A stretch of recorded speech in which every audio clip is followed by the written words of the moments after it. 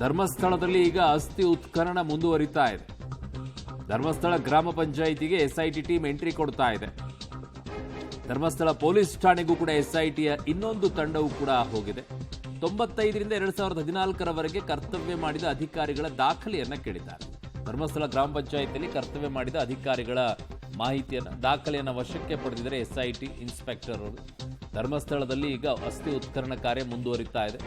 ತನಿಖೆ ಇನ್ನೊಂದು ರೀತಿಯಲ್ಲಿ ಅಲ್ಲಿ ಯಾರು ಕೆಲಸ ಮಾಡಿದ್ರು, ಏನು ಆವಾಗ ಏನಾಗಿತ್ತು, ಆ ಎಲ್ಲ ಆಫೀಸರ್ಸ್ಗಳನ್ನ ಕೂಡ ಕರೆಸ್ಕೊಳ್ತಾರೆ. ಅವ್ರ ಜೊತೆ ಒಂದಿಷ್ಟು ಮಾತುಕತೆಯನ್ನು ಮಾಡ್ತಾರೆ, ಏನಾಗಿತ್ತು ಅವತ್ತು ಅನ್ನುವಂಥದ್ದು. ಕಾರಣ ಒಂದೊಂದು ಜಾಗದಲ್ಲಿ ಕರ್ತವ್ಯವನ್ನು ನಿರ್ವಹಿಸಿರುವಂಥ ಪ್ರತಿಯೊಬ್ಬ ಆಫೀಸರ್ಗಳಿಗೂ ಕೂಡ ಅಲ್ಲಿ ಏನಾಗಿತ್ತು ಅನ್ನುವಂಥ ಮಾಹಿತಿಗಳಿದ್ದೇ ಇರುತ್ತೆ. ಆ ಮಾಹಿತಿಗಳನ್ನು ಪಡ್ಕೊಳ್ತಾರೆ. ಆಮೇಲೆ ಈ ವ್ಯಕ್ತಿಯ ವಿಚಾರದಲ್ಲೂ ಕೂಡ ಮಾಹಿತಿಯನ್ನು ಪಡ್ಕೊಳ್ತಾರೆ. ಜೊತೆಗೆ ಆ ಸಂದರ್ಭದಲ್ಲಿದ್ದಂತಹ SI ಇನ್ಸ್ಪೆಕ್ಟರ್ಗಳು ಯಾರಿರ್ತಾರೆ ಅವರು ಈ ವ್ಯಕ್ತಿಯನ್ನು ಕರೆಸಿ ಏನಾದರೂ ಶವವನ್ನು ಹೂಳುವಂಥ ಕೆಲಸವನ್ನು ಮಾಡಿದ್ರ, ಅನಾಥ ಶವಗಳು ಯಾವುದಾದ್ರು ಇದ್ದರೆ ಇವ್ರಿಗೇನಾದರೂ ದುಡ್ಡನ್ನು ಕೊಟ್ಟಿದ್ರ. ಕಾರಣ ಅದು ಲೆಟರ್ ಹೋಗುತ್ತೆ, ಒಂದು ಪೊಲೀಸ್ ಸ್ಟೇಷನ್ನಿಂದ ಗ್ರಾಮ ಪಂಚಾಯಿತಿಗೆ ಒಂದು ಲೆಟರ್ ಹೋಗುತ್ತೆ. ಅದರಲ್ಲಿ ಇಂತಹ ವ್ಯಕ್ತಿಯಿಂದ ಹೂತು ಹಾಕಲಾಗಿದೆ ಅನಾಥ ಶವವನ್ನು, ಅದಕ್ಕೆ ಅವರಿಗೆ ಮೊತ್ತವನ್ನು ಕೊಡಬೇಕು ಇಂತಹ ವ್ಯಕ್ತಿಗೆ ಅಂತ ಹೇಳಿ. ಹಿಂದೆ ಲೆಟರ್ಗಳಿರಬೇಕದು, ಮೋಸ್ಟ್ಲಿ ಒಂದು ಲೆಟರ್ ಕೂಡ ಇದೆ ಅದರಲ್ಲಿ. ಸೊ ಸ್ಪಷ್ಟವಾಗಿ ಅದರಲ್ಲಿ ಇರುತ್ತೆ, ಇಂತಹ ದಿನದಂದು ಇಂತಹ ವ್ಯಕ್ತಿ ಇಂತಹ ಒಂದು ಶವವನ್ನು ಹೂಳುವಂಥದ್ದಾಗಿದೆ. ಅದರದ್ದು ಲಿಖಿತವಾಗಿ ಒಂದು ಲೆಟರನ್ನು ಕೂಡ ಗ್ರಾಮ ಪಂಚಾಯಿತಿಗೆ ಬರೀತಾರೆ. ಅವೆಲ್ಲ ದಾಖಲೆಗಳು ಕೂಡ ಪೊಲೀಸ್ ಸ್ಟೇಷನ್ನಲ್ಲೂ ಕೂಡ ಇರುತ್ತೆ, ಅದರ ಜೊತೆಗೆ ಗ್ರಾಮ ಪಂಚಾಯಿತಿಯಲ್ಲೂ ಕೂಡ ಇರುತ್ತೆ. ಸೊ ಹಾಗಾಗಿ ಅವೆಲ್ಲವನ್ನು ಕೂಡ ಈಗ ಅಧಿಕಾರಿಗಳಿಂದ ಮಾಹಿತಿಯನ್ನು ಪಡ್ಕೊಳ್ತಾ ಇದ್ದಾರೆ. ನನ್ನ ಸಹೋದ್ಯೋಗಿ ಸುಕ್ಪಾಲ್ ನನ್ನ ಸಂಪರ್ಕಕ್ಕೆ ಸಿಗ್ತಾ ಇದ್ದಾರೆ. ಸುಕ್ಪಾಲ್, ಈ ವಿಚಾರದಲ್ಲಿ ಬಹಳ ಪ್ರಮುಖವಾಗಿರುವಂಥದ್ದು ಒಂದು ಹಂತಕ್ಕೆ ಬಂದು ತಲುಪ್ತಾ ಇದೆಯಾ ಅಂತ. ಈಗ ಒಂದು ಕಡೆಗೆ ಈ ಅನಾಮಿಕ ಮುಸುಕುದಾರಿ ಬುರುಡೆ ರಹಸ್ಯವನ್ನ ಏನು ಬುರುಡೆ ಬಿಟ್ಟಿರುವಂಥದ್ದ ಏನು ಅನ್ನೋದು ಗೊತ್ತಾಗುತ್ತೆ. ಬಟ್ ಈ ವ್ಯಕ್ತಿಯ ವಿಚಾರದಲ್ಲಿ ಒಂದು ಹಂತಕ್ಕೆ ಬರ್ತಾ ಇದೆ. ಯಾವೆಲ್ಲ ಗುಂಡಿ ತೋಡಿ ಏನೇನು ಹುಡುಕಾಡಬೇಕಾಗಿತ್ತು ಅವನ್ನೆಲ್ಲ ಹುಡುಕಾಡುವಂಥ ಕೆಲಸ ಆಗೋಯ್ತು, ಇನ್ನೊಂದು ಜಾಗವನ್ನು ಹೊರತುಪಡಿಸಿದ್ರೆ. ಆದರೆ ಇನ್ನೊಂದು ಕಡೆಗೆ ಗ್ರಾಮ ಪಂಚಾಯಿತಿ ಮತ್ತು ಪೊಲೀಸ್ ಸ್ಟೇಷನ್ನಲ್ಲಿ ಇರುವಂಥ ದಾಖಲೆಗಳ ವಿಚಾರದಲ್ಲಿ ಈಗ ತನಿಖೆ ಆಗಬೇಕಾಗತ್ತೆ. ಜೊತೆಗೆ ಅಲ್ಲಿರುವಂಥ ಆಫೀಸರ್ಸ್ಗಳನ್ನು ಕೂಡ ಆ ಸಂದರ್ಭದಲ್ಲಿ ಕೆಲಸವನ್ನು ನಿರ್ವಹಿಸಿದವರು.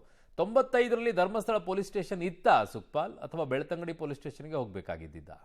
ಇಲ್ಲ, 1995ರಲ್ಲಿ ಧರ್ಮಸ್ಥಳದಲ್ಲಿ ಔಟ್ ಪೋಸ್ಟ್ ಇತ್ತು. ಹಾಗಾಗಿ ಆ ಸಂದರ್ಭದಲ್ಲಿ ಔಟ್ ಪೋಸ್ಟ್ ಅಲ್ಲಿ ಇದ್ದಂತ ಸಿಬ್ಬಂದಿಗಳು ಮತ್ತೆ ಆ ಒಬ್ರು PSI ಅವರು ನನಗೆ ಸಹಾಯ ಮಾಡಿದ್ದಾರೆ ಅನ್ನುವಂಥದ್ದನ್ನು ಆತ ದೂರಿನಲ್ಲಿ ಹೇಳ್ಕೊಂಡಿದ್ದಾನೆ. ಹಾಗಾಗಿ ಅದರ ತನಿಖೆಯನ್ನ ಪೊಲೀಸರು ಆರಂಭಿಸಿರುವಂಥದ್ದು. SIT ತಂಡದ ಒಂದು ತಂಡ ಏನಿದೆ ಅದು ಅರಣ್ಯದೊಳಗೆ ಉತ್ಖನನ ಮಾಡುವ ಕೆಲಸವನ್ನ ಆರಂಭದಿಂದ ಮಾಡ್ತಾ ಇದ್ರೆ, ಇನ್ನು ಉಳಿದಂತ ಸಿಬ್ಬಂದಿಗಳು ಅಧಿಕಾರಿಗಳು ಈ ರೀತಿಯಾಗಿ ದಾಖಲೆಗಳು ಸಾಕ್ಷಿಗಳು ಏನಿದೆ ಅದನ್ನು ಸಂಗ್ರಹಿಸುವಂತ ಕೆಲಸಗಳನ್ನ ಮಾಡ್ತಾ ಇದ್ದಾರೆ. ಆತ ಹೇಳಿರುವ ಪ್ರಕಾರ ಪೊಲೀಸ್ ಅಧಿಕಾರಿಗಳು ಇದರಲ್ಲಿ ಶಾಮೀಲಾಗಿದ್ರು ಅನ್ನುವಂಥದ್ದನ್ನು ಆತ ಹೇಳಿದ್ದಾನೆ. ಪರ್ಟಿಕ್ಯುಲರ್ ಆಗಿ ಕೆಲವೊಂದು ಹೆಸರನ್ನು ಹೇಳಿದ್ದಾನೆ.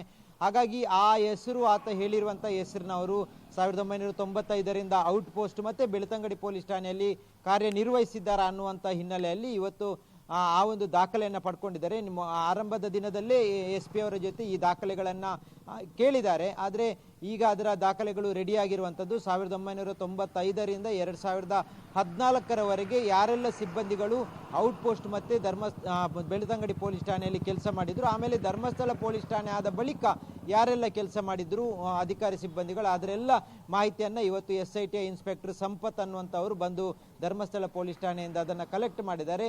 ಅದನ್ನು ಈಗ ತಾಳೆ ಹಾಕಿ ನೋಡ್ತಾರೆ. ಆತ ಹೇಳಿರುವಂಥ ಹೆಸರುಗಳು ಇದೆಯಾ ಅನ್ನುವಂಥದ್ದು. ಆತ ಕೆಲವೊಂದು ಇಸ್ವಿಯನ್ನು ಹೇಳಿದ್ದಾನೆ, ಇಸ್ವಿಯಲ್ಲಿ ಹೇಳಿದಂಥ ಸಂದರ್ಭದಲ್ಲಿ ಇಂಥ ವ್ಯಕ್ತಿ ಇದ್ದಾರೆ ಅಂತ ಹೇಳಿದ್ದಾನೆ.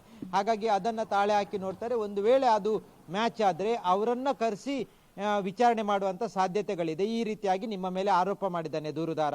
ನೀವು ಆ ಸಂದರ್ಭದಲ್ಲಿ ಇದ್ದಾಗ ಆತ ಹೂಳುವಂಥ ಸಂದರ್ಭದಲ್ಲಿ ನಿಮಗೆ ಗೊತ್ತಿದ್ರು, ಕಾನೂನು ಪ್ರಕ್ರಿಯೆ ಮಾಡದೆ ನೀವು ಏಕಾಏಕಿ ಆತನ ಹತ್ರ ಏನು ಹೂತಾಕ್ಲಿಕ್ಕೆ ಬೇಕಾದಂಥ ವ್ಯವಸ್ಥೆ ಮಾಡಿದ್ದೀರಿ ಅನ್ನುವಂಥದ್ದನ್ನು ಆತ ಹೇಳ್ಕೊಂಡಿದ್ದಾನೆ. ಅದು ನಿಜವಾ ಅಲ್ವಾ ಅನ್ನುವಂಥದ್ದನ್ನು ದಾಖಲೆ ಸಮೇತ ಸಾಕ್ಷಿ ಸಮೇತ ಮಾಡಲಿಕ್ಕೆ ಬೇಕಾದಂಥ ಕೆಲಸಗಳನ್ನು ಈಗ ಅಧಿಕಾರಿಗಳ ತಂಡ ಮಾಡ್ತಾ ಇರುವಂಥದ್ದು. ಅರುಣ್, ಓಕೆ, ಹಾಗೆ ಸಂಪರ್ಕದಲ್ಲಿ ಸುಕ್ಪಾಲ್, ವಾಪಸ್ ಬರ್ತೀನಿ ನಿಮ್ಮ ಹತ್ರ.